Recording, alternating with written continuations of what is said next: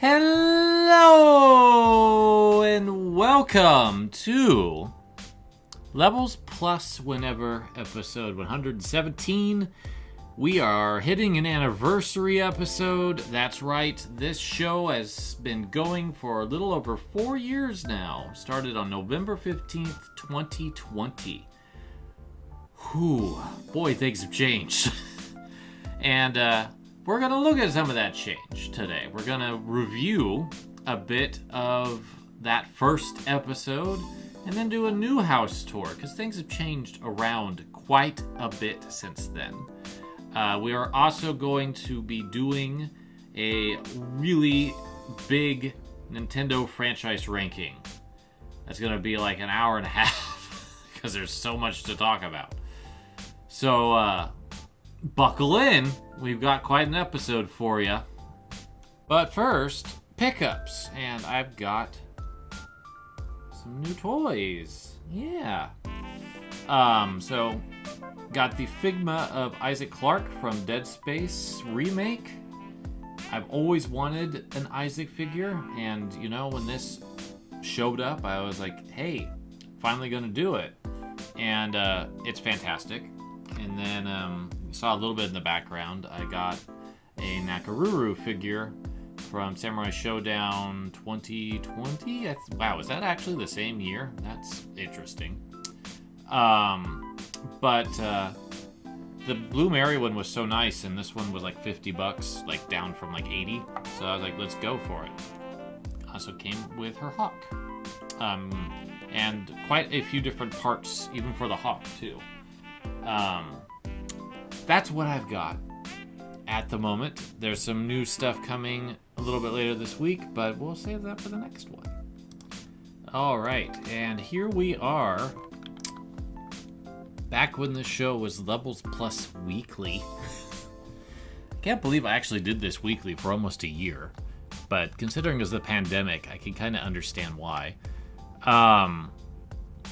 The production values on the show have definitely improved. Like, the very first episode doesn't even have a backdrop. It's just the same cute pixel thing that I've used basically since then.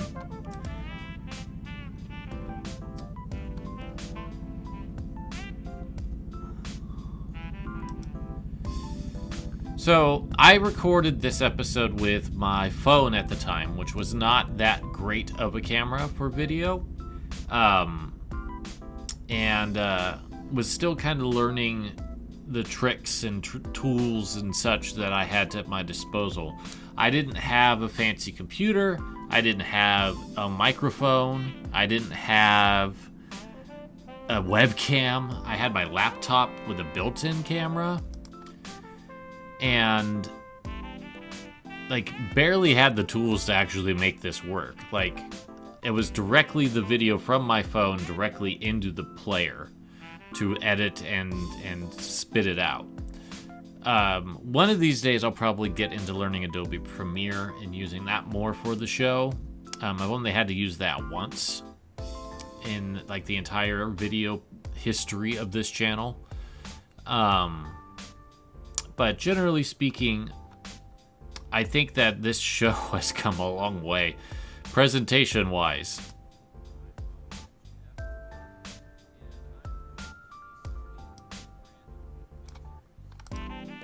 Sorry, I sped myself up for giggles. I've changed quite a bit in the last 4 years myself. I feel like I am not this person that you see before you anymore, which I don't think is necessarily a bad thing. I'll go ahead and skip the intro, because so like a lot of this stuff is still here. Some of it is not. For example, the Samurai Showdown case on the far left, that's gone. The Metal Mario amiibo on top of the River City Girls box is gone. The Link that's in front of the page film strip, that's gone. The Metal Storm box behind the page under Zelda, that's also gone.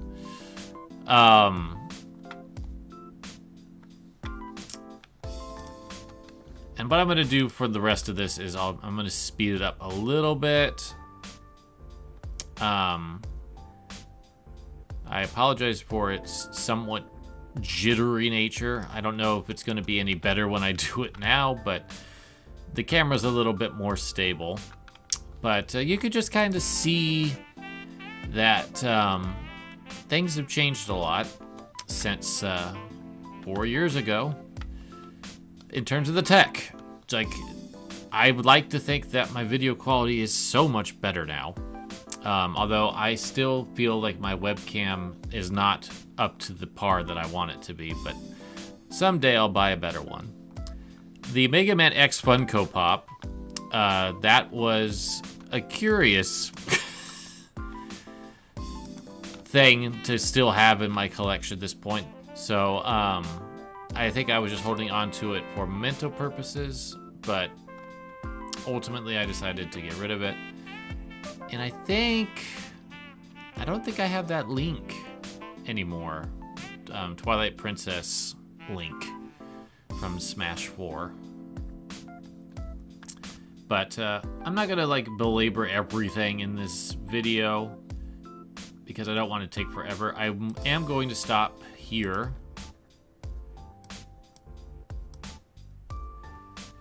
This was the last year I had pumpkins in the house. I placed them on this shelf, and the heater just like loved throwing heat into these departments of the hutch. And so probably a week or two after I did this video, they were totally rotting. And I was trying to figure out where the smell was. So I have not bought pumpkins since. Another curiosity about my shelving at this time is I had a bunch of controllers for some reason there. I don't know why. There should be in these little side doors to the right of your video, but I was not doing that for whatever reason. I don't have that suitcase to the left anymore either. Do I? Actually, I do. I still have that suitcase. Never mind. I lied. The bottom used to hold a bunch of board games. Those have moved into another room. The CD cases are still there. And then like the Nintendo Power Collection is now in the back room and partially up here because I moved all the NES specific stuff to be a part of the research materials in the office. The rest of this just kind of goes through the rest of the house with the art and all that. Most of that hasn't drastically changed, but there are some differences here and there with the book shelving situation and all that. I don't have those Princess Mononoke prints anymore, for example. I don't have that Birds of Prey poster. I don't have the FLCL prints anymore. So yeah, let's just show you what's here now instead of continuing to reminisce on the past, shall we? Here we go with the current house tour. So here's what my setup looks like these days. Not a laptop, but a full-on computer, which you can see doing fancy lighting down there. I have a scanner now. There's the microphone. There's the webcam. There's the new speakers. One's on the other side. I have two monitors. It's just gotten a whole lot better in a whole lot of ways. And then the captured card is hiding behind the computer. That's a cat.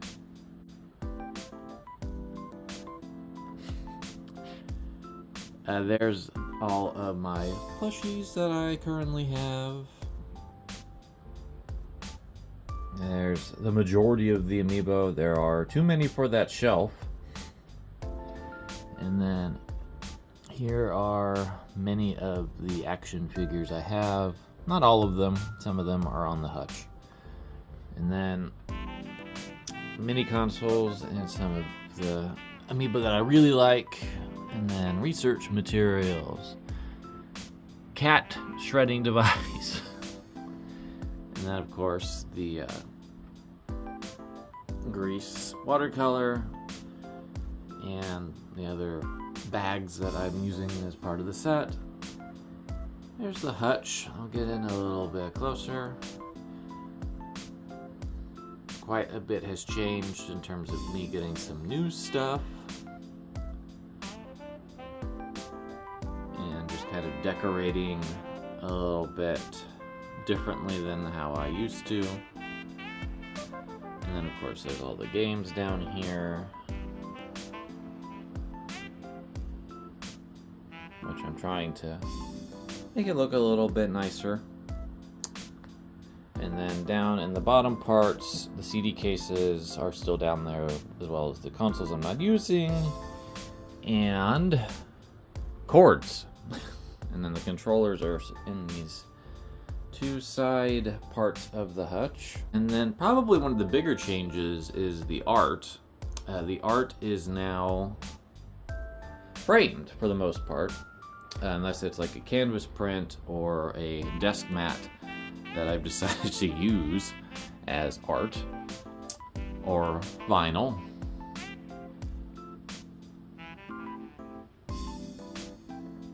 So that's kind of the situation there. The isolate pieces in this hallway have been updated to be reflective of Volume 1. I'm debating if I want to change them around for Volume 2. I haven't decided yet. In this back room, which used to be a library, was actually where I shot the very first video I ever did on this channel, is now my yoga meditation space.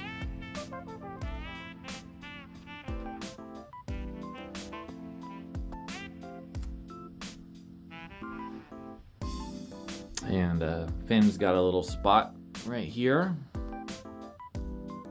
with some mementos of him. I still have the Spirited Away and Nausicaa prints. The Princess Mononoke ones were a little too attached to someone I don't really want to continue being attached to, so. And then I still have all of my Limited Editions Club and Heritage Press books for the most part. I don't think I've gotten rid of too many over those last few years, but and then I've got the maps are now in the bedroom. They work really well in here, I think. And then, of course, there's my primary bookshelf, which is new. Got that a few months ago. Really like it. And then this hutch in here's got some of my older books that aren't Limited Editions Club books, as well as signs. All right, we back, and it's just neat seeing how far this show has come. It really is. Let's go ahead and move into the Nintendo franchise ranking, because that's going to take a while. All right, let's get into our main topic, and that is ranking Nintendo franchises. And I've got a list down here of several of them. The thing that's always fun with these particular franchise lists on Tier Maker that I've noticed is they break Mario out into everything. So I've grouped all of them together, so we'll have a big Mario Fest right in the middle of this list. What you're not seeing is all the franchises I haven't played. Here they are. There's a whole bunch that I have no experience with whatsoever, so I'm not going to tier rank them because that's not really fair to them, nor to you. But we will do our best to go through this alphabetically, and I will talk about what I have played and why I'm placing it where I'm placing it. So, we'll begin with one of the most extreme of franchises, and that's 1080 Snowboarding. There's two games in this franchise, 1080 Snowboarding on the N64 and 1080 Avalanche on the GameCube. I have played both, so this will reflect both of those choices. 1080 Snowboarding on the N64, I still believe, is one of the best games on that system. We'll have to do a top N64 game list at some point. Visually, one of the best looking games on the system. Very unique soundtrack and vibe for a Nintendo release of the time. Very complex controls that, once you get the hang of it, work really well. And it had a decent amount of content to it. The unfortunate thing is that I can't just judge this on 1080 alone, because I think I'd put it in a B rank if it was just N64 1080 snowboarding. With 1080 Avalanche, the only thing that I think got better was the art direction. I think that the art for 1080 Avalanche is incredible. Some of Nintendo's best artwork. But I think everything else is worse. It's not one of the strongest visual games on the GameCube. It has a licensed soundtrack, so it kind of lost that unique aspect. I think it controls worse. And the big gimmick about having avalanches show up kind of ruins the rest of the vibe of the game for me. So, since that franchise has not had a revival since Avalanche, I'm going off of those two games alone, and it's going to probably be still in the B range, but it's going to be on the low end of the B range. I think it's better than C on the weight of the N64 game. Animal Crossing I played 3 of, which was the original N64, the 3DS New Leaf, and the Switch New Horizons. And I've got to tell you that I have a problem with Animal Crossing in that I get bored with every single one of them. I hit a fatigue point because the villagers don't change what they say. And it gets old just buying stuff that your house is too full to deal with. So I'm going to be a little bit harsh on Animal Crossing, as much as it's charming, as much as I think it is a very good concept. I think that Nintendo has yet to fully flesh it out to its potential. So I'm plopping it in C. I'm hoping that the Switch to Animal Crossing, which is inevitable, will actually do something with the villager personalities, so that way they're not just saying the same canned things every time you talk to them. Another code is entirely based on the remake.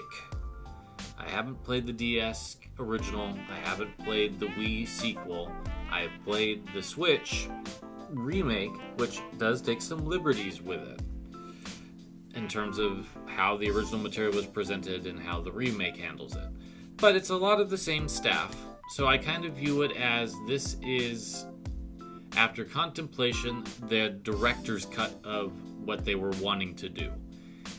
And I really like Another Code, A Recollection. I think it's currently my number 2 game of the year. So that probably says a lot about it. I would like to try to go back and play the originals. So I'm going to put it in the upper B, only because I've only played one game, and I am interested in playing more of them to see what the originals were like. But I think it's excellent, and I could consider it A tier with a little bit more experience, I think. Astral Chain was a Switch brand new franchise that currently only has one game, and I played it for about an hour and a half to 2 hours and bounced off it real hard.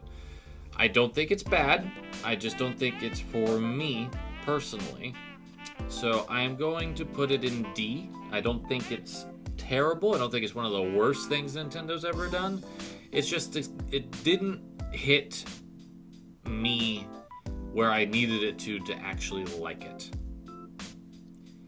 Speaking of things that I have bounced off of, it's Advance Wars. And I really want to like Advance Wars. It's the cousin to Fire Emblem. And if you know me at all, you're going to know what Fire Emblem is on this list without me even telling you.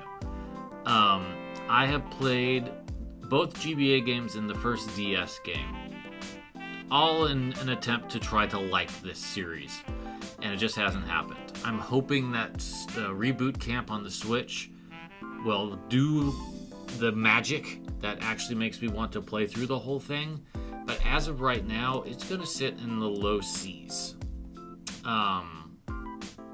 Because the biggest issue I have with Advance Wars, it doesn't have the personality that I would like it to have. It has great character design. It has great gameplay. It has great just music, graphics, everything's going in its favor. It's just that I don't connect with it. And that's the biggest problem that I have. Balloon Fight. I have played the NES version of Balloon Fight. I haven't played the arcade. I haven't played Versus Balloon Fight. I haven't played Balloon Kid or Tingle's Balloon Fight Land, whatever they called that spinoff. But I think Balloon Fight is a very solid concept, taking what Joust built and adds a lot more nuance and charm to it. So I actually like Balloon Fight quite a bit. I wouldn't put it in S or A, but I would probably put it above 1080. No, I think it'd be right there. I think it'll be right there. Bayonetta is based entirely off of Bayonetta 1, which I thought was a perfectly fine, perhaps overhyped video game. And I had 2. I didn't play it. I never bought 3. I don't plan on getting Cereza at this stage. So I kind of feel like Bayonetta for me is here. I think I tried Advance Wars more. Even though I beat Bayonetta, I think it's on the low tier of C for me. I think that's a good place for it. Clue Clue Land. Well, we're going to have another D, I think. And I think it's going to go behind Astral Chain. I think Bubbles, the main protagonist, is charming. I think adorable. I don't like how this game plays at all. And technically I played 2 of them, because I have played Versus Clue Clue Land as well as the original. They're basically the same. This is not the one that works for me, unfortunately. Clubhouse Games. I think, based on the time I spent playing the Switch one, cute idea. I don't think it's very original, because it's basically, here's a bunch of games that already exist. So I can't really give it a super high rating, but I think it's perfectly fine. I think I would plop it there. I think I would say it's a perfect C range franchise. Codename Steam. Boy, continuing the intelligent systems. Boy, I wish this was Fire Emblem list. This was a big disappointment. This was a huge disappointment for me. I think that this was the wrong platform to put it on. It should have been a Wii U game. I know why it was a 3DS game, but it probably should have been a Wii U game, because it's just visually, the art style doesn't get a chance to shine on the 3DS, and the camera angles make it really hard to do the tactics you're supposed to do.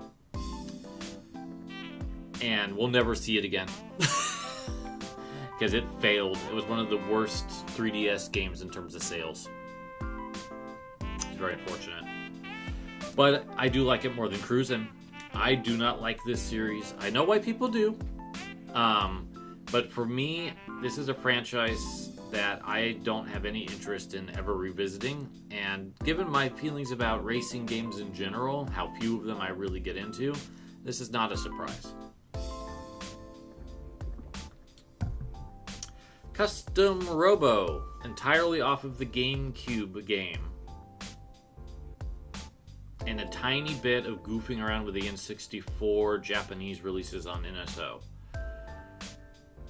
I really wanted to like this game, and they really tried to make me like this game, but it just didn't land as much as I think anyone wanted it to. But I do think Astral Chain's better, and I do think Cuckoo Land's worse. So that's a good spot for it, I think. Here's a tricky one, because Donkey Kong is all-encompassing of Donkey Kong Arcade and Donkey Kong Country. There is no deviation up here for Donkey Kong Country. And I'm not gonna pretend one of these other things are there. So that's going to affect the rating of this significantly, because I adore the Donkey Kong arcade game, as well as Donkey Kong Jr., 3 not so much, and Donkey Kong 94. I think all of those are spectacular. But Donkey Kong Country I do not like at all. So if I am forced to combine those into a singular franchise and actually judge them together, that's going to make things far more difficult. To the point that I don't think it's actually very fair to the arcade games, because it's going to probably even out at a C, and I don't think that is how my real feelings for Donkey Kong Arcade lie. So I said I wasn't going to do this, but I am after all. We are great. We're going to separate these franchises out because I think they deserve to be. And what we're going to do is use Barrel Blast to represent Donkey Kong Country.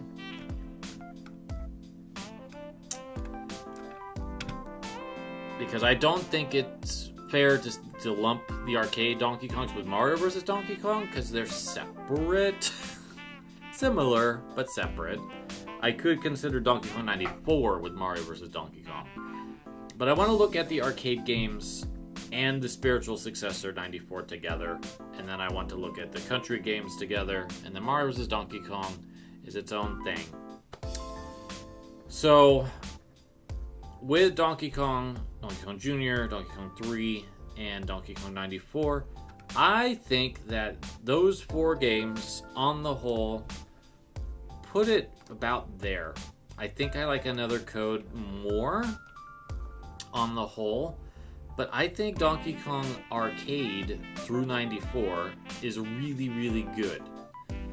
Not my favorite, but really, really good. I think the Donkey Kong Country is there. I don't care for the controls. I don't care for the visuals. The music does a lot. But ultimately, Rare's spin on that franchise is not to my taste. To the point that I haven't really bothered with retros either. I played a little bit of Tropical Freeze, I think. And it was basically, I kind of got a similar vibe, even though I know its controls a little bit differently. But that's kind of where I feel about the Donkey Kong Country games, is that they're not a franchise for me. Diddy Kong Racing. I've only played the N64 one, and I do prefer Mario Kart.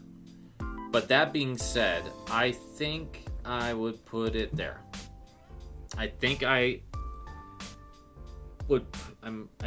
prefer Advance Wars just a tiny bit more. So we're gonna put it in the C range. Totally solid idea by Rare to make a collectathon-esque racing game. Very unique. I'm gonna go ahead and cheat and grab Mario vs. Donkey Kong and talk about it in the Donkey Kong section. Oh man, I despised the Game Boy Advance one. I really did. And they kind of went deep and deep and deep with that Mini Mario spin-off thing for a long time, which has made me even less interested. Is it an F tier? No, I don't think so. It's not one of my worst games of all time, and it's not a game that I actually didn't finish, because I actually got pretty close to or did finish Mario vs. DK. I just don't like it. I think that it didn't look good. It didn't feel as good as Donkey Kong 94. That's why I made a choice to differentiate it. And when they announced the remake, I was like, that's great. Congratulations. I don't care. Drill Dozer, that's a game I wish I liked more than I did. I got through a few levels, but then I just kind of felt like I wasn't doing anything new. It's a very charming game. I'm going to put it there, because I think I like it more than Advance Wars. But I can't say that it's a franchise that I adore enough beyond the C grade. Duck Hunt has had 2 games, and I played the first, which is the NES one. Technically, there's 3. There's the Duck Hunt concept came from old arcades that Nintendo had, so I guess there's at least 3. I think Duck Hunt is a very charming Zapper game. It's probably the best Zapper game, to be completely honest. In fact, we are missing a franchise off of here. We're missing a couple, actually. I just realized that Gumshoe isn't here. That's fine. I don't think Duck Hunt is worse than a C, but I don't think it's better than anything else above it. I think that it's a very charming game, but it's also very simple. Devil World. Devil World is a very interesting game, and just recently came out in North America for the very first time. And my opinion on it is that it is kind of mid. I think it's better than Clue Clue Land, but I don't think it's better than Custom Robo. I think that it was a good attempt at a maze-style game, but Nintendo never quite got that right in the early days, at the very least. I think we've got our possible first S tier here, which is kind of exciting. Earthbound is based entirely off of Earthbound, as in the Super Nintendo game. I haven't got a chance to play the Famicom/NES Earthbound 0, and I haven't played Mother 3 at all. So this is entirely off of Earthbound, but I think Earthbound is phenomenal. And even with all of the hype and all of the praise and all of the fandom about Earthbound, I played it well after years and years of listening to people rave about Earthbound. And I still think it earned all of that without any question. Someday I will play Earthbound 0. I'm not in the biggest rush to play Mother 3. Even though I've heard really good things. It's got some problematic elements. But I am looking forward to trying Earthbound 0, but I think this is our first S. I think this is a very clear S rank for me. Elite Beat Agents is a very cool game, and it's one that I wish kind of took off a little bit more because I think with a little bit more refinement, I would like it a lot more than I do. I think I'm going to put it right there in the C's. But I think that it was a really cool concept, and the art style is amazing, and I wish that we got more of them than we did, because Japan ended up getting 2 with its own unique hook and everything. But we only got this one, and it's good, but it's not a favorite. But I do think that it could have been a really big franchise for Nintendo if they gave it a little bit more time to cook. Eternal Darkness. Boy, this is an interesting one. Eternal Darkness is a game I have beaten. It is a game that was one of Nintendo's first to really push a mature rating that was published by Nintendo and developed by a second party owned by Nintendo, because we had Perfect Dark and Conquer on the N64, and Eternal Darkness was a very different game from those two, and it has some really cool ideas. The biggest issue with Eternal Darkness, I think, is camera and controls. And maybe a bit of monotony, despite being in different locations. The combat's not the most engaging, and the camera can work against you really, really badly. The sanity effects are really cool. It's got a nice soundtrack. I think the story's pretty good. But I don't think it's a B-level franchise. I think it's going to plop right there. I think that's where it belongs. Excitebike is based entirely off of the NES and Famicom games.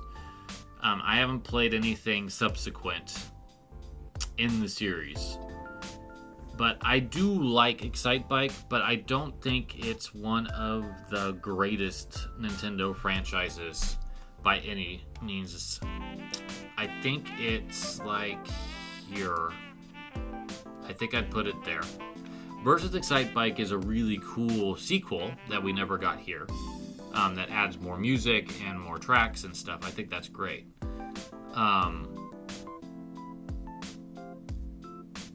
Yeah. I think that's a good spot for it. I feel like I can't do Famicom Detective Club yet. I've dabbled very briefly with the demo, but I don't think it's fair when I own all of them that have come out on the Switch, and I haven't touched them yet. So we're going to move it up here because I don't think I would be giving it a fair shake.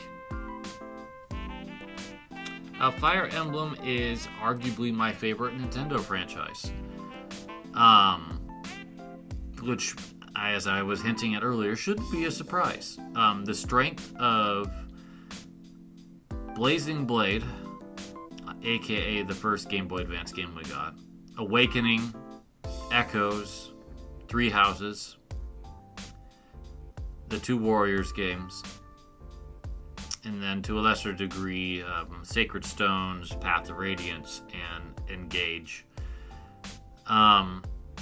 I just love this series. I love it to pieces. It is something that I have a lot of fondness for, and probably some of my strongest reactions to. The fact that Engage's DLC campaign is like in my top 10 worst games of all time because I was that disappointed in it. That says a lot about how much I'm invested in Fire Emblem. So I'm hoping that we can find a happy medium between Three Houses and Engage and have story and gameplay match at a quality level. But for now, it's going to be our number one until I really think about a couple of the things that are going to be coming up here shortly.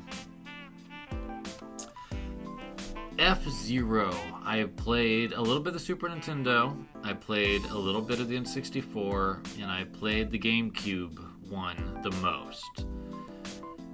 I think that F-Zero is an underrated franchise. I think that GX is a fantastic racing game. It was not the right game to take with me on a vacation trip where my parents were out doing stuff when I was a teen. And that was it, because I got very bored. And that's kind of where I sit with F-Zero as a whole, as a franchise. Is it's novel, but I don't think there's enough going on to make me really excited about it. So I think with F-Zero, I think I like it more than Excitebike, and I think a little bit more than Diddy Kong Racing. So that's where it's going to sit. I like Captain Falcon a whole lot in Smash, though. Oh, Golden Sun. I'm going to get so many people mad at me. I bounced off of the original Golden Sun really hard. I didn't care for the battle engine. It got boring. And I kind of got annoyed having to do the same Daijin moves to do stuff all the time. I think it's the best D rank game, but I don't care for it.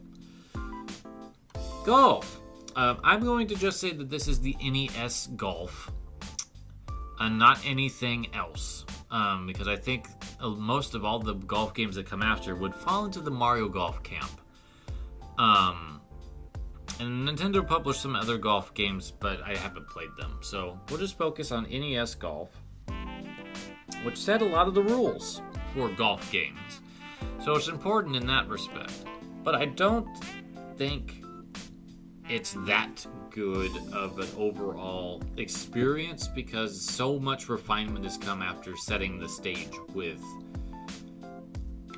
the rules, so to speak. So I think I would probably put it there. I do like it more than Donkey Kong Country. Gyromite and Stack Up were separate on this list, but to me, they're both Rob games. They're very similar in how Rob works. They just use different devices, but they're ultimately very shallow games. And Gyromite's slightly better than Stack Up, but they're going in the F tier, because I don't think that they really took off in a way that made sense. They were really quickly made to try to sell the toy that they needed to sell the NES. Hogan's Alley is not Duck Hunt. It's not charming in the same way. You're just shooting targets. And Wild Gunman, I think, has an edge on it. So I'm going to give Hogan's Alley an F ranking. And I played it in the arcade as well as the NES version. It's just clever in a way that it's using the zapper as a target practice, but it's not as clever as Duck Hunt, and it's not as clever as most of the zapper games that came after it, and it's not as charming as Wild Gunman's showdowns. Hotel Dusk. Ooh, that goes right there. Even without Last Window experience, I adore this game, and I think it's a phenomenal example of using the DS hardware correctly. Fantastic art style, great music, one of the best stories and protagonists in all of video games. This is the full package. I adore this game. It's one of Nintendo's best. I hope that Another Code Recollection did well enough, I am fearful it didn't, to let Arc System Works make a remake of Hotel Dusk and Last Window together. So hopeful for that. But I don't like it more than Fire Emblem. Ice Climber could just hang out in the F tier where it belongs. Ice Hockey. One of my favorite sports games. And I'm actually going to put it there. I think it's a B tier franchise, even though it's only one game, technically. I just think ice hockey is a brilliant execution of that sport that is rivaled only by Blades of Steel on the same system. And it kind of depends if you want the fighting to go into close-ups or not. Wonderful game. I think it's fantastic. Joy Mech Fight. I have dabbled with enough to feel like I have some experience with it. I think for the NES, this is a really charming fighting game. Probably the best fighting game on the system. But I don't think it's a B-level game. But I do think it could probably hang out in C. But I would probably put it there. I think that's a good spot for it. Kid Icarus. NES, Game Boy have not played Uprising, which could affect where this goes, because I just have not had any solid connection with Kid Icarus. I love the world. I love the aesthetic. I think Pit and Palutena and Medusa are all great designs, especially in Uprising. I just can't get behind the NES game or the Game Boy game. And I've tried on multiple occasions to make it happen. Maybe I've even bought the 3D Classics Kid Icarus because I thought I read that it actually had scroll up and scroll down. It does not. So, as much as I love everything except the gameplay and level design of Kid Icarus, it's going to have to sit in the high D. And that really kind of bums me out. Because I think that the idea is so good. Kirby. I love 3 Kirby games. Unabashedly, I love Kirby's Adventure for the NES, Kirby Superstar on the Super Nintendo, and Kirby's Epic Yarn on the Wii. And I have beef with Kirby's Dream Land 2, less so with Kirby's Dream Land 3, a lot with Kirby 64, and basically that is my Kirby experience outside of playing the Forgotten Land demo, which I still need to go buy. It makes things difficult because Kirby's Adventure, and I don't remember Kirby's Epic Yarn is still in the top 110, but it's close. But Kirby's Adventure is. Superstar and Epic Yarn are close. And then I just have... And like Kirby's Dream Land's fine. I should say that. Kirby's Dream Land original is fine. I'm going to put it in A tier. Based on the strength of the 3 games that I really like. I also played Dream Course, which I think is good. I like that as well. I think I also played the DS Stylus one, that Canvas Curse. I think I played a little bit of that and wasn't super thrilled by it. So yeah, there you go. That's my Kirby ranking. I think it's an A level franchise. But there's several games that I do have some beef with. The more complicated Kirby's powers get, the less I like it. That's kind of what I've picked up over the years. Animal buddies are cute, but they make things annoying. Mach Rider. I love the character of Mach Rider. That's really about it.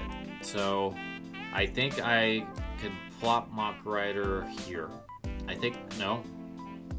Here. I think I like it more in Double World. It's Clue Land.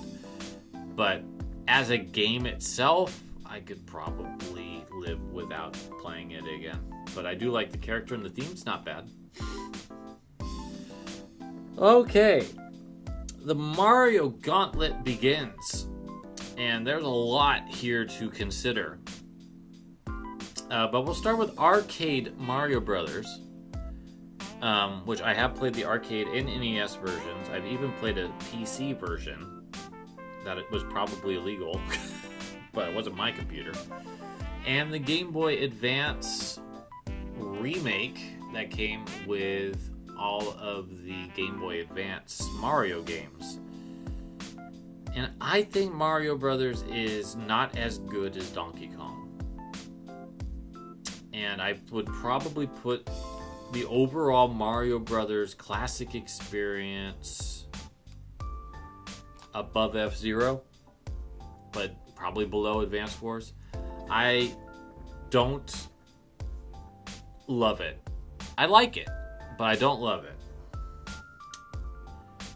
Super Mario. This is all of the platformers, every single one of them, excluding all the spin-offs. So we are talking about Super Mario Bros. On the NES all the way up to Super Mario Bros. Wonder on the Switch. That's a lot of games to consider. And to be honest, there's very few Mario platformers that I disdain. Super Mario Sunshine is the obvious one I disdain. Super Mario Bros. Lost Levels is some bullcrap. I don't like that game, and I think it's mean-spirited. The entire new Super Mario Bros. Series, I think, was novel at first, but really wore out its aesthetic. And I would even say it's welcome incredibly fast. But then on the flip side of things, you have like Super Mario 64, Super Mario Bros. 3, Super Mario 3D World, Super Mario Odyssey, Super Mario Bros. Wonder. All fantastic games that are really high up on my top 110 list, or really close to being on it. Super Mario Bros. 2 was the first video game I ever bought, and it has a lot of memories and a lot of good feels. The original Super Mario Bros. Is a legend. Mario Galaxy and Galaxy 2 I enjoyed. I don't love them as much as some other people do, but I think they're fine.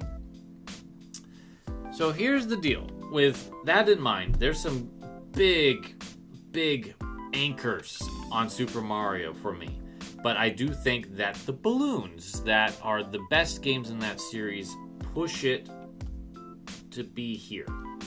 I think on the whole, I think Super Mario is an S-level franchise. And I think it is above Earthbound, because Earthbound is completely just one video game at this point. And I think that Mario platforming is some of the best pure video game joy you can experience. So that's where I think it belongs. Super Mario RPG, boy. Talk about a 50-50 on this one, or not a 50-50, 180. There we go. That's the number I want. I bounced off the Super Nintendo original around the Axel Rangers, and never thought I would actually play it again.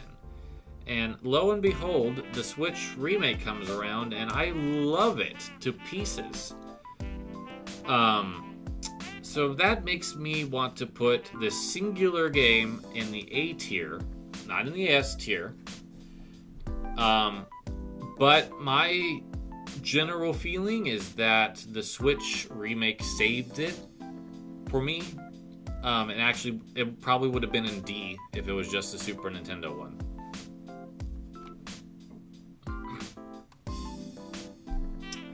Paper Mario is based off of two games, the N64 original and Thousand Year Door. I haven't played enough of the Switch remaster make to have a super strong opinion on it, other than it feels like it's good. It's the definitive way to play it. I like the Paper Mario games. I think that they're both solid. They both have parts that drag. And that's why I think that Mario RPG ends up being better. I think that just on the weight of those two games, that I would probably put it here. I think that's where I want it. I don't think it's as good as the original Super Mario RPG, because I don't really have a moment in the original Super Mario RPG where I'm like, gee, I don't want to replay that again. When I think about Thousand Year Door in the remake, there's a couple parts where I'm like, oh, that's going to be a drag to come back to. So that's why. Mario and Luigi is only off of Superstar Saga, and I almost beat that game, but the BA control scheme to have Mario be one and Luigi be the other hurts my brain. It doesn't compute very well, and I actually never finished it.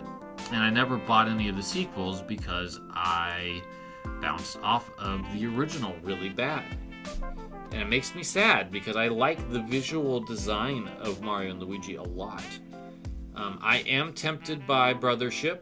I haven't committed to buying it yet.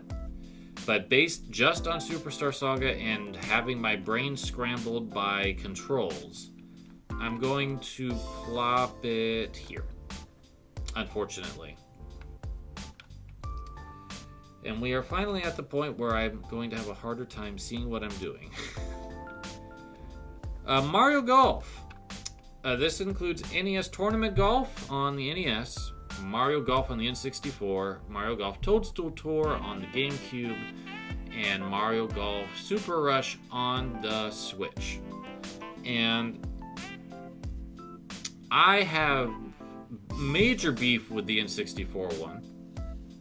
I like the GameCube one the most. I have some beef with the Switch one, which is almost entirely engine-based. And then the NES one is kind of mid. So I'm going to put Mario Golf here. And let me go into those 4 games a little bit more. NES Open Tournament Golf is better than Golf, but it slows things down a lot with how they decided to build the engine for it. So you have to like aim your shot in the far out screen and then move into a close-up screen to actually do the power meter part. And that just, my brain doesn't like that. So despite looking better, sounding better, and I think generally having a more refined gameplay loop, it's just not one that I like. Mario Golf 64 is my hate is entirely derived of the stat system, because the stats are too far apart. So there's characters you just can't play as if somebody picks like Bowser, because Bowser is going to outdrive them by like 30-40 yards all the time. So it's frustrating. The courses are fine, but the game itself frustrates me. Toadstool Tour is my favorite to this day. I think it's one of the best looking GameCube games and has a lot of great fun courses in it. And then with Super Rush, Camelot needed like another year to put some more polish on that game, because it just looks rough. They didn't really differentiate the courses. They're all just kind of built on this singular map, and it's kind of boring, and you can cheat your way through it because all 18 holes are there and there's really no out of bounds. So you can just like completely ignore the challenge of the hole by going completely onto another hole that's easier to get a lineup on. There's just a lot of things about Super Rush that I wish were better. So I think Mario Golf being in the C tier below Animal Crossing is a good place for it. Mario Tennis. Mario Tennis is on almost exclusively the GameCube Power Tennis. But I did play the demo of Aces on the Switch. And I think that Mario Power Tennis was fun. So I'm kind of thinking it's around here, right there. I think that based almost entirely on Power Tennis, that it's better than the original classic Mario Brothers, but I think Advance Wars is a little bit better on the whole. Mario Kart. Mario Kart. That's such an important franchise for Nintendo, my goodness. I have played Super Mario Kart on the Super Nintendo, Mario Kart 64 on the N64, Mario Kart Double Dash on the GameCube, mostly skipped the GBA game, mostly skipped the Wii game, Mario Kart DS, I didn't play much of 7, and then Mario Kart 8 in Deluxe. I have not played the arcade ones, so I played most of them. Mario Kart, I think, on the strength of Mario Kart 8 Deluxe, is the best A-rank franchise so far. I think that Super Mario Kart Super Nintendo is charming, but it lacks a lot of the essence that Mario Kart 64 brought to the table. But 64 is probably one of the least appealing looking N64 games from Nintendo themselves. It's not a very pretty game. Great soundtrack. Controls great, wonderful tracks. Just doesn't look great, especially when you look at it now. Double Dash, I absolutely despise. me and Mario games on the GameCube did not get along very well unless golf and paper was in the title. It's really funny. I guess tennis too. And then Mario Kart DS was great. And then the little bit I played of Wii and 7 was not enough to really have an opinion. But 8 and 8 Deluxe are just incredibly dense packages of racing goodness. It's making it hard for me to even talk about it because of how much content is now in Mario Kart 8 Deluxe. There's almost 100 courses at this point. It's absolutely bonkers. So I think that on the whole, I like Mario Kart a little bit more than Kirby. I think that's a fair assessment on my part. Mario Paint is only on the Super Nintendo game, and it was very brief. I think that as an art game, it does the job, and it has some really cool features. But I never really was like, oh man, I need to go buy Mario Paint so I can relive that. So I don't think it's a D level, but I don't think it's a really high C either. Mario Party. I am one of the most interesting people because I have not played Mario Party since the N64 and the first GameCube game. So I played Mario Party 1 and 4. And that's it. And so my experience with Mario Party is the really rough first attempt that ripped people's palms apart, and a perfectly adequate GameCube beginning point that would get a little bit more refined over time. I think that's kind of where I feel about Mario Party. I like watching people play it, but I don't really have a desire to play it myself. So it's not a bad bottom tier, but I have almost sheer apathy for it. Myself, again, personally. Dr. Mario can hang out in the F tier where he belongs. I hate that puzzle concept. It's cruel how they set that game up. Because you have pieces up high, and then you could very easily just get them jammed on accident and just ruin everything you're trying to do. Of all the drop-down puzzlers, it's my least favorite. I do not like Dr. Mario. Yoshi. This is based on Yoshi's Island and Yoshi's story. Tiny bit, but mostly Yoshi's Island. And I gotta be honest, Yoshi's Island is something that has not resonated. I don't get it. And I like the absolute frothing fandom for it. It doesn't click for me. I don't understand. I would say I would put it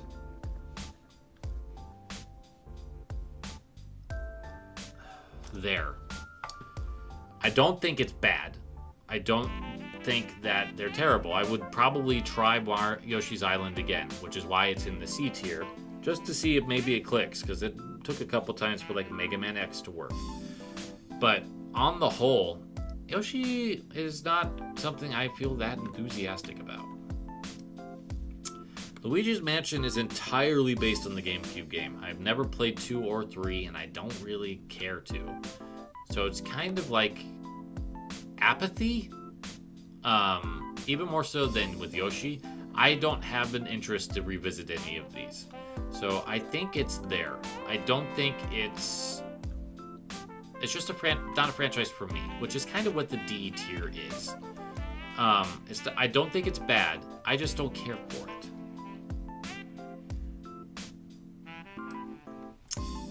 The Peach spin-offs consist of 2 games, which is Super Princess Peach, which I have not played, which if I have, that would have a very negative effect on my ranking. And Princess Peach Showtime, which I have played through the Sword first level, and not much else. So, I can't really give a super strong opinion about it yet, but I would say that I like it more than Yoshi. I like it more than Bayonetta and Clubhouse games and Excite Bike and Joy Mech Fight. Probably here for now, just based on the little bit that I've enjoyed. I do need to get back into it. It just wasn't quite in the mood to do more when I got done with that first Sword Fighter area. Wario's Woods, which has been separated out from the Wario Land and WarioWare, which I don't think I grabbed those. Yeah, Wario Land and WarioWare. So we got to bring those up because we got to do them all. We'll do Wario's Woods first since that was originally there. It's better than Dr. Mario. And I think it's doing some unique stuff that I would probably put it below Golf, but above Donkey Kong Country. I think that's good. Wario Land, I played Super Mario Brothers, or Super Mario Land 3, Wario Land, and Wario Land 2, and Wario World. So I'm including all those in this analysis. I like Wario as a character in these games. I don't like, generally speaking, how Wario Land evolved into the puzzle-based, have to get hit by particular enemies to solve puzzles mechanic. I bounced off it real hard. And Wario World I've beaten, and Wario Land 1 I got some progress in, but not super deep. I think that since I don't really like the way Wario Land progressed, I think that it's going to be... I would put it below Donkey Kong Country, actually. Because for me, the Donkey Kong Country series improved over time with Retro taking over. The Wario Land games for me declined over time. Because I didn't dislike the original one, but the more that they got into their own unique thing, the more I didn't care for it. WarioWare. I think I played a demo of one of these games at one point. But I'm plopping it after Mario Party because it's kind of the same thing. This is not what I really want Wario to be doing. It's a good fit for him on a goofy level, but it's not the fit that I actually want from him. So, unfortunately, I feel like that's kind of a good spot for it. Meteos. Barely a Nintendo game, but they did publish it in North America. Sakurai's very unique puzzler. One of the best drop-down puzzlers ever made, in my opinion. I would put it about there. I don't have it at the moment, but I wouldn't mind buying it again. But I think I think it's a B-level franchise for me. I would love to see it revived in some way without a Disney license attached to it, and with Sakurai actually connected again. Metroid. Well, let's just throw that in S and figure out where it goes. I have played almost all of the Metroid games. The only one I haven't played in the mainline series is Other M. I have played everything else at least a little bit. So it's the NES, the Game Boy, Super Nintendo, both Game Boy Advance games, both GameCube games, Metroid Prime 3, Corruption on the Wii. Skipping Other M, I played the 3DS, Samus Returns, and then Dread. I have not played a lot of Hunters, which was a spin-off, or Pinball, which was a spin-off, and I haven't played Federation Force at all, which was a spin-off. And let's do this. Super Metroid is my favorite game of all time. So it's going to probably at least be here. When we review everything else, I think Metroid on the NES is a groundbreaking title that is frustrating to play without a map. I think that Metroid 2 is a solid evolution in one of the Game Boy's better games, but again, it's kind of frustrating without a map. Metroid Fusion is brutal and added in forced progression and introduced Adam, which really brought about some bad things in the franchise. Zero Mission is a brilliant reimagining of the original game that, outside of somewhat ludicrous shine sparking, is a phenomenal game all the way around. Prime 1, one of the best first-person games ever made, and a brilliant evolution of the Metroid formula done in 3D. Echoes loses a bit of that impact by introducing ammo and having a lot of sectors be siphoned off by you have to be in the right dome or the right ammo mode to actually do progress. And it's got some nasty bosses, but it's still really good. Corruption I despise. I hate that game. Motion controls are evil incarnate to me in the most cases. Samus Returns for the 3DS is a perfectly adequate remake, but Mercury Steam would come into their own with Dread, which is the second best Metroid game in my opinion.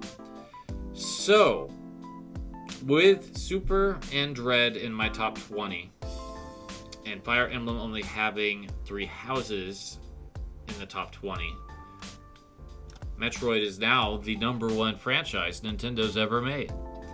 Mole Mania, Game Boy game, I think it goes about there. I think it's charming. I think it's a much better execution of the Maze game with a lot more depth than the Clu Clu Lands and Devil Worlds of the NES. I think it's pretty decent. The Mysterious Murasame Castle, Famicom Disk System game. It's kind of related to Zelda. Kinda. It's not as good as Zelda. I do think it's about here. I think that it's lower C tier. I like it more than Yoshi. But I think Bayonetta's better.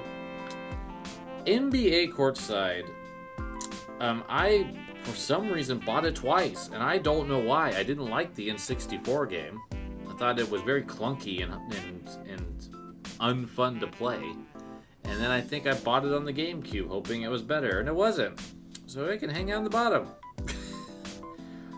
I don't like most sports games. What was I doing? NES Remix. I played the 3DS combo. I forget what the title of it is. And I like this premise a lot. I think it was a really good one. But unfortunately, it evolved into Nintendo World Championships, and the remix element was completely lost. So I don't think it's going to come back. But where would I put it? I would probably put it in the C tier, and I probably would put it...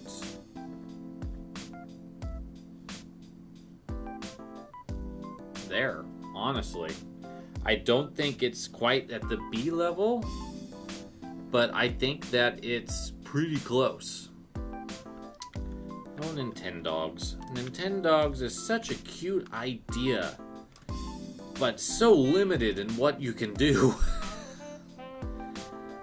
Oh, you basically got it. You got it in like 2 days, and then it's like, next?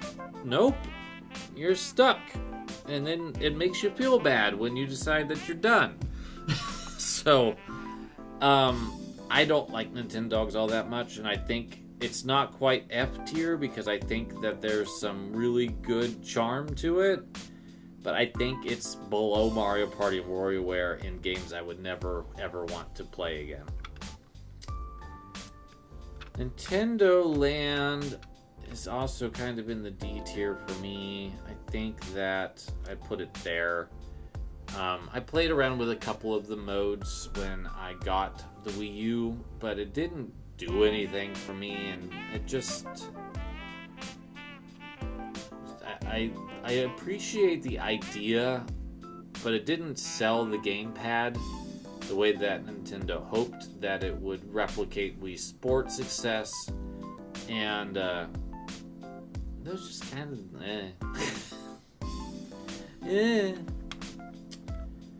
Pandora's Tower for the Wii, that's a game I wish I liked more.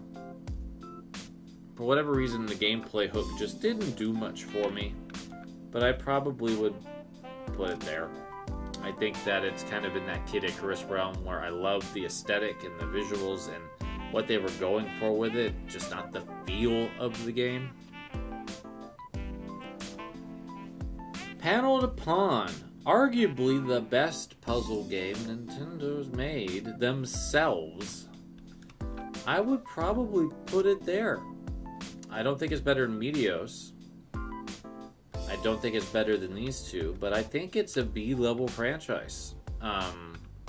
Better known as Tetris Attack and Pokemon Puzzle League in North America, but I kind of prefer the original Super Famicom version the most. I like the aesthetic.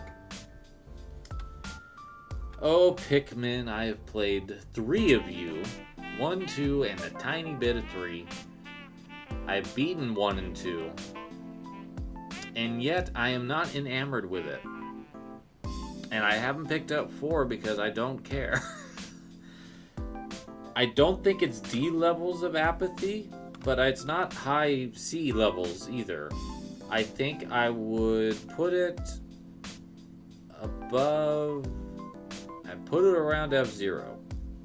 But I think I would rather play Pikmin than F-Zero. But I would probably want to play Mario Bros. More than Pikmin. It's not a franchise that I like all that much. I'll be honest. Pilot Wings is going in the F. I don't like it. I played the Super Nintendo and N64 ones on NSO. I don't care for this game. I don't like how it handles things. It's just not designed for me. It's not for the Wildcat JFs in the world. NES regular old pinball, I think actually it goes right behind golf. I kind of like some of the bits and pieces of pinball, but it's very boring. It's a very boring table. Even if it's the first real pinball game on the NES, and they tried to snazz it up with some features, it's not my favorite video pinball game by any means. Time to make all the Pokemon fans angry. I don't care for this franchise, but I do think I would put it there. I have played Pokemon Blue on the Game Boy, and that's it. I played it in its peak when I was the right age to probably get hooked on it, and it didn't quite do it, and nothing else has made any sort of attempt to make it happen. So, in fact, Game Freak seems to be going out of their way to almost get me to buy one of the modern games and then screw it up. So, it's kind of impressive how much Pokemon and I don't resonate. Pokemon Snap, on the other hand, I think is, at least based on the N64 game, I would probably put it there. I don't know if it's as good as F-Zero, but I think that the premise is a really ideal use of the license, and it's cute. I think it's a really charming idea. Pro wrestling is almost entirely off of vibes, and I think that it's right there. I think I'd even put it above Astral Chain. The vibes in this game are off the charts for an early NES sports game. But it doesn't have, for me, much else going for it beyond a catchy theme. Punch Out. I have only played the NES, a little bit of the original arcade in arcades, and a tiny bit of Super. And this rhythm-based thing is not my jam at all. I respect it though, and I'm gonna put it here because I at the very least have made an effort to really try to get why people like it, and I've had the most success with the original NES game. I know why people like it, and I think it is a C-level franchise, but for me it's at the very bottom.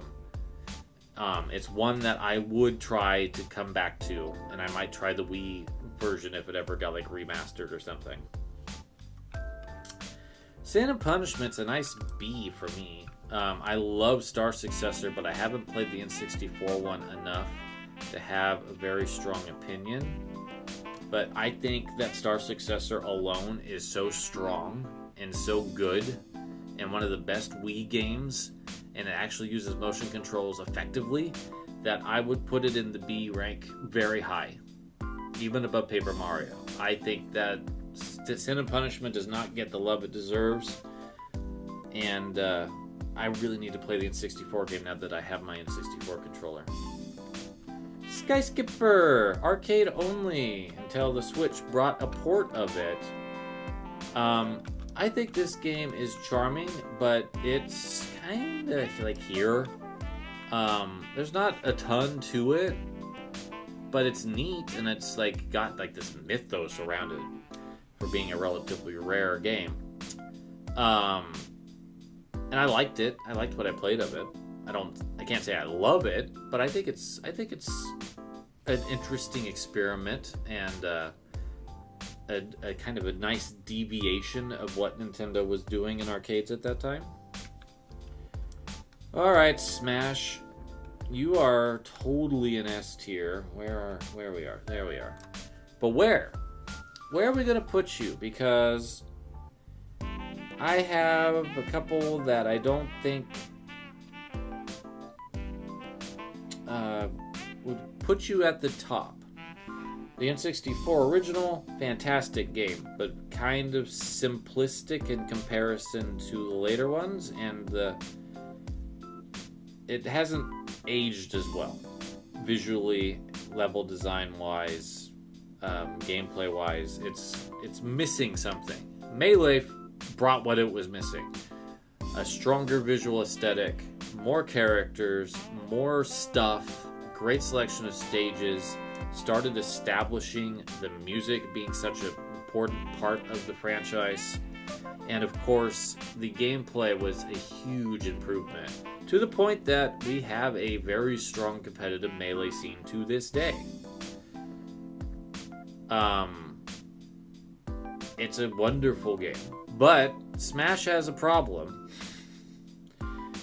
and that, for me, generally speaking, I want more, and with each subsequent game, they keep bringing more, and I don't care about the one that came before it. So I don't really have any interest in revisiting Melee. Brawl introduced tripping, which was the counteraction to Melee becoming such a competitive game. It was designed to make it more random and to make it more of a party game. It didn't really work. Brawl still sold well. It has the Subspace Emissary mode, which really was like the closest thing we've had to a really engaging story mode crossover in Smash. We added in all of the composers that we now expect in a Smash game, bringing some remix heat. And but I think Brawl has some of the weaker stages, some weak additions, even though they brought third parties. There wasn't as many characters I was super excited about playing in Brawl. It wasn't really until Smash 3DS, Smash Wii U, aka Smash 4, that we started getting more characters that I was really excited about. But 3DS, I don't know how my 3DS isn't broken after playing 3DS for a while. And Wii U misfired on its special mode. Nobody really wanted to play the party game. and the stages just weren't as compelling. And then Ultimate came along and resolved all those problems and became the greatest Smash game and one of the best fighting games of all time.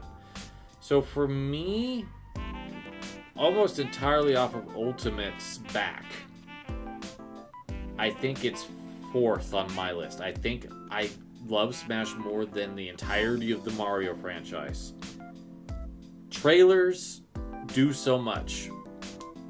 The moment-to-moment gameplay in Ultimate do so much. The breadth does so much. There's over like 120 stages in this freaking thing. There's close to 100 characters. There's over 1,000 music tracks. It's obscene how much content is in Smash. It has to be an S-tier franchise for me. NES Soccer is terrible. I love it when I can just be very quick. Hi Splatoon, you're an S tier for me personally, and I think Splatoon's gonna be in the top 5, and we might make some last-second adjustments once we get all the games up here. Splatoon's entire vibe is mine. It is what I have wanted from a Nintendo property for like ever, which is to be a bit more Sega-like. The jet grind radio stealing is very much welcome in my book, and that's what Splatoon feels like to me. It feels like Nintendo's answer to Sega's jet grind radio. You have Inklings and Octolings, and they can swim in ink, and they can shoot super soakers and throw water balloons. And the point is to cover the ground with a bunch of colorful ink. And you can swim in it, as long as it's your color. And then let's add some ranked modes and some incredible lore, some of the best visual design and character design and music ever in a video game franchise. And just nail that gameplay hook. It's the only online game that I play. Period. I might play some Marvel vs. Capcom on the Switch. But generally speaking, I don't like to play online. But I do with Splatoon. I do have a little bit of concern with Splatoon as a franchise moving forward. Because 3, while it did a lot of good things, I don't care for the map design as much. And I talked about this not that long ago, so I won't get into it again. But I think Splatoon is, as a franchise, one of Nintendo's most important nowadays, and one of my personal favorites. I just freaking love this franchise. I dressed up as an Inkling for Halloween this year. That says a lot about how much I love that franchise. Star Fox is based on the Super Nintendo Duo. I played a little bit of the original and a little bit of 2, and Star Fox 64, and that's it. And with that, I think that it's gonna probably go right there almost entirely on the back of 64, because 64 is a fantastic game, one that I should probably reacquire at some point, or at least get the 3DS one. It's really good.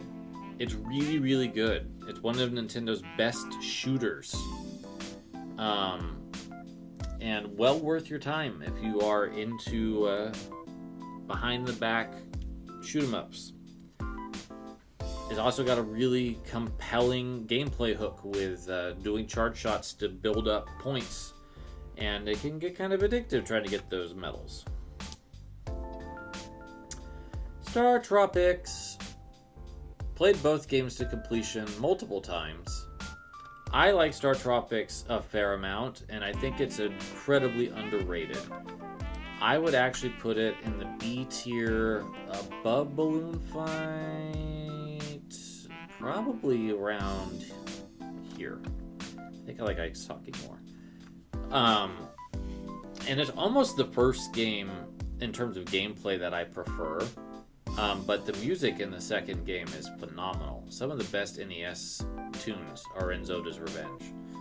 and I like the sprite design in Zelda's Revenge a lot, and I do wish that it wasn't so loose feeling, that it just like they tried something to make the gameplay better and it failed. And that's okay. But in terms of franchises that deserved more than they got, Star Tropics, I think, is one of them.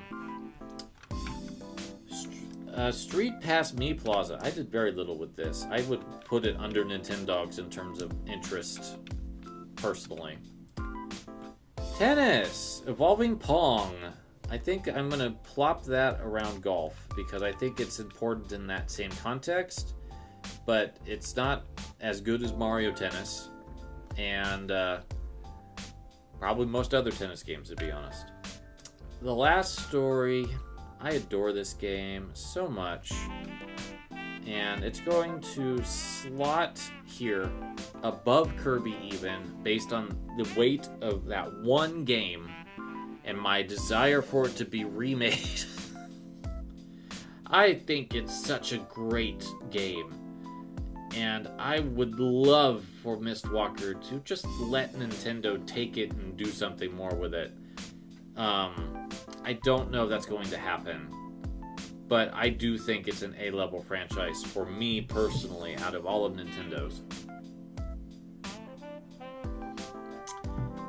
Someday, I hope it comes back.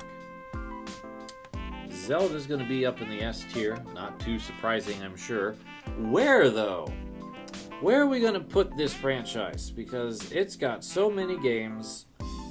Run through what I've played in kind of just a really quick yay or nay, because there's so many Zelda games. On the NES, we have two. The original Legend of Zelda, still one of my favorites. Top 50-ish game. Icon set so much cool stuff in motion for video games. Zelda 2 then basically destroyed all sense of my personal enjoyment out of the franchise at a very early stage. Thankfully, Link to the Past showed up and fixed that and made it more like the original. Even though I don't like Link to the Past as much as a lot of other people do, I still think it's an excellent sequel that brought it back on track. Link's Awakening for the Game Boy. I actually like it more than Link to the Past. I think that it's fantastic. It's a shame that the remake has software engine problems and a bad physics engine. Ocarina of Time. Brilliant. One of the defining 3D games of the N64 and of that generation. A little bit hard to play now, but still legendary for how important it was in developing 3D gameplay of that style. Majora's Mask was an excellent sequel that did its own thing and took risks. Big risks, and is one of the most surreal, trippy video games you'll ever play if you get really into it. It's really good. Wind Waker was divisive. It has really charming visuals, but by putting so much of the exploration into a boat on an ocean, you lose a lot of what made Zelda special, and then the Tingle Triforce Parade is obnoxious. Thankfully, the HD remaster addresses that to some extent, but it's still a problem. The Oracle games on the Game Boy Color I did not play much of, but they are perfectly adequate and fine, and I am not really compelled to play them. I never played Four Swords. The Minish Cap is a very good evolution of the Oracle games that I like quite a bit, but there's some parts to it that I don't care for.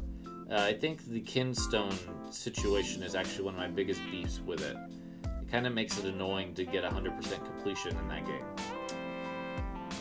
Twilight Princess. I really like Twilight Princess, probably more than I should.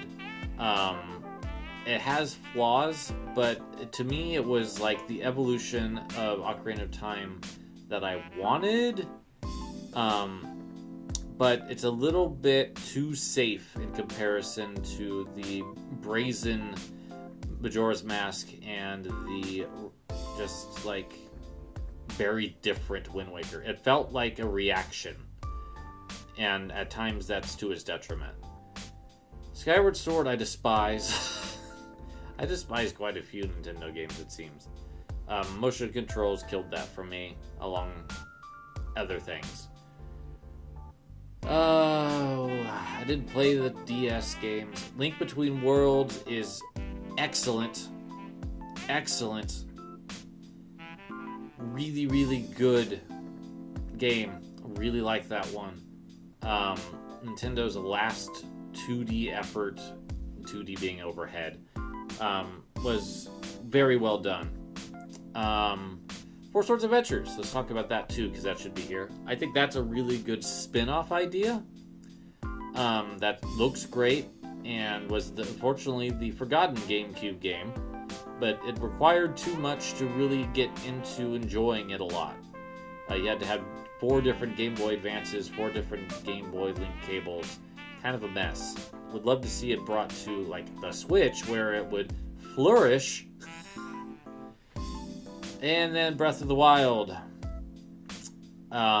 Another monumental achievement for Nintendo in terms of opening the open world to heights previously unfathomable.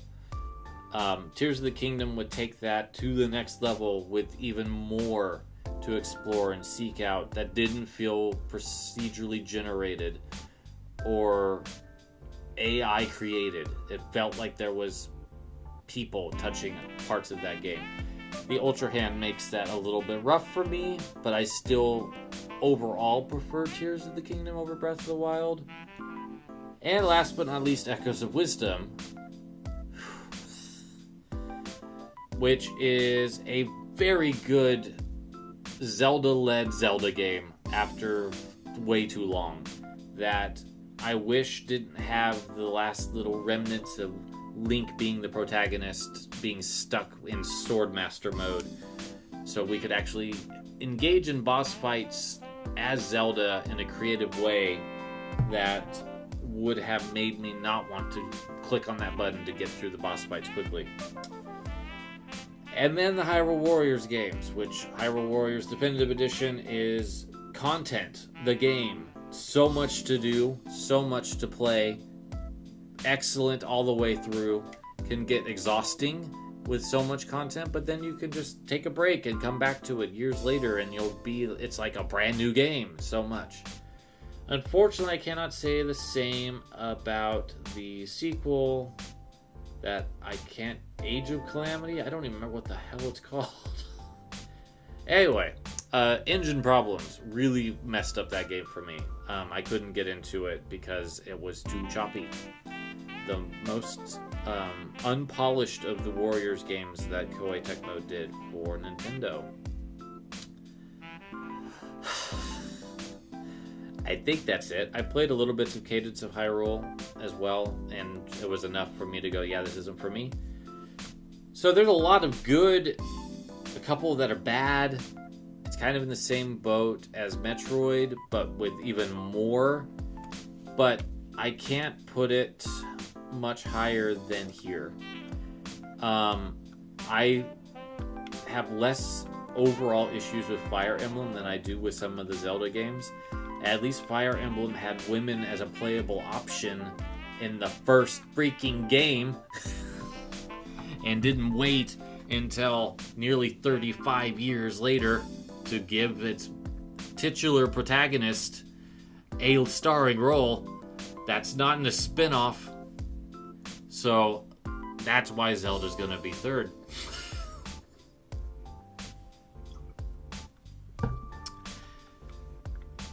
Uniracers I barely played.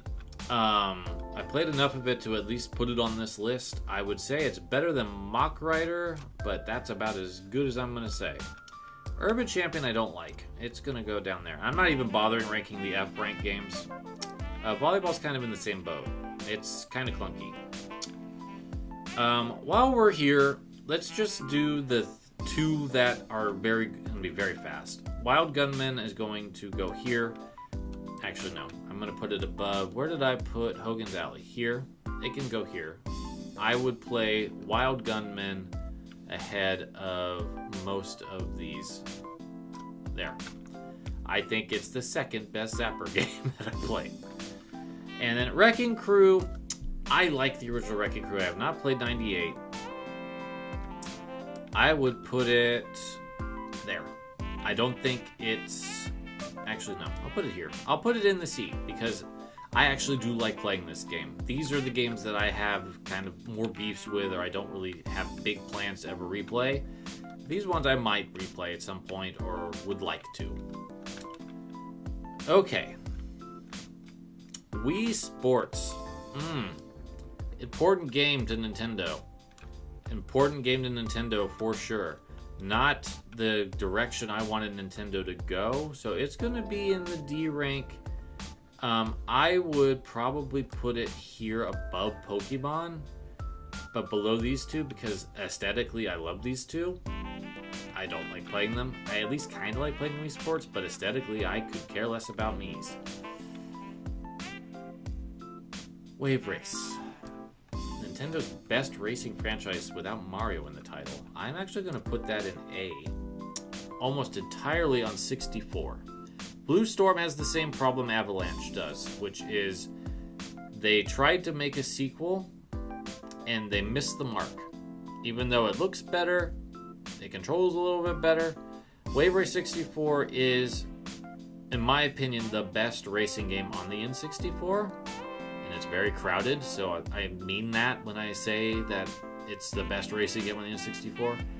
And it's arguably one of the best racing games of all time for me personally. I have it in my top 110 still, and there's like 2 racing games on there, and Mario Kart's not even one of them. In fact, it might be the only racing game at this point. I don't even remember what the other one was. That's how much I like Wave Race. I like it less than Mario RPG, though. So I am going to leave it right there. Xenoblade is going to be our number 1A. And here's why. I actually like the last story more than Xenoblade Chronicles. But that franchise doesn't have any other games to it. Xenoblade Chronicles took me a while to get into. Definitive Edition helped sell me on the original. I like what I played of 3, and I'm excited to play more of it whenever I'm actually in the mood to play it someday. That is becoming a running gag, I swear. But I love Definitive Edition for the first game. I really like what 3's doing, and I'm excited about X. So that just says that it should be an A. Why not S? Because I haven't played 3 all the way through, and I haven't done much with X. So I feel like it deserves to be an A. It could be an S. It just hasn't got there yet because of my own inability to play it. Alright, let's do a final review because we have pulled everything that was down here, up here. So yeah, we are done. We have conquered our list of Nintendo franchises and what I would rank them. Only took an hour and a half. I will probably have some editing in here along the way, but I feel good about this. And there's a couple things missing here and there. Like I said, Gumshoe's not on here, but I don't expect most people to remember Gumshoe on the NES. But on the whole, I think this is good. I'm pleased. All right. Well, I hope you enjoyed this anniversary episode. And the ranking, I was pretty pleased with how that turned out. I feel it's very accurate to myself a couple of days after recording it. Thought I'd end on Flavia in her little bed, because it's cute. Thank you for joining us today. I hope you have a wonderful set of days till our next episode. Take care.